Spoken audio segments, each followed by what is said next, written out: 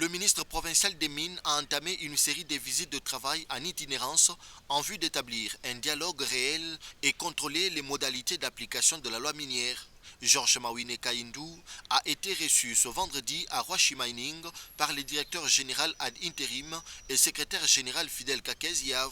En réponse à la préoccupation du ministre des Mines, les directeurs de l'environnement et des productions ont présenté à l'aide d'une projection l'entreprise Roachi Mining dans sa conclusion. Le secrétaire général a présenté les difficultés liées à l'insécurité et à la présence des dépôts aux alentours de cette entreprise minière. Le ministre provincial des Mines, Georges Mawine Kaindou, a salué l'engagement dans les social. Il a promis l'accompagnement du gouvernement provincial. Il était de mon devoir de pouvoir m'imprégner sur terrain ce que fait Roachi Mining en ce qui concerne la question environnementale, la question de production, ces mines. Je viens de me rendre compte que c'est une société qui contribue beaucoup à l'État congolais avec un permis qui regorge au moins 8 carrés. Mais malheureusement, c'est un carré qui est utilisé. Une question nous arrive, comment gérer la situation pour que la société puisse aussi se retrouver dans ses droits. En tant que ministère des Mines, nous avons cette obligation de pouvoir les accompagner, les soutenir.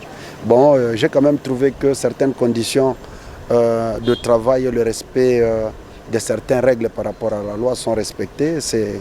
C'est quelque chose de satisfaction pour ma part et j'en ferai rapport au gouverneur de province sur le bon fonctionnement de la société qui ne doit pas aussi baisser les bras avec le social pour se cacher derrière le cahier des charges.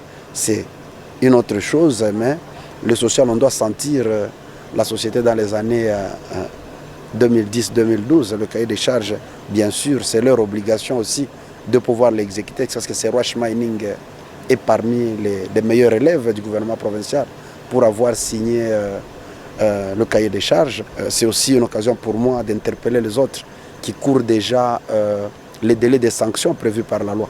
Mais pour Roachi Mining, il y a quand même une satisfaction dans le sens où elle s'est déjà acquittée de ses obligations.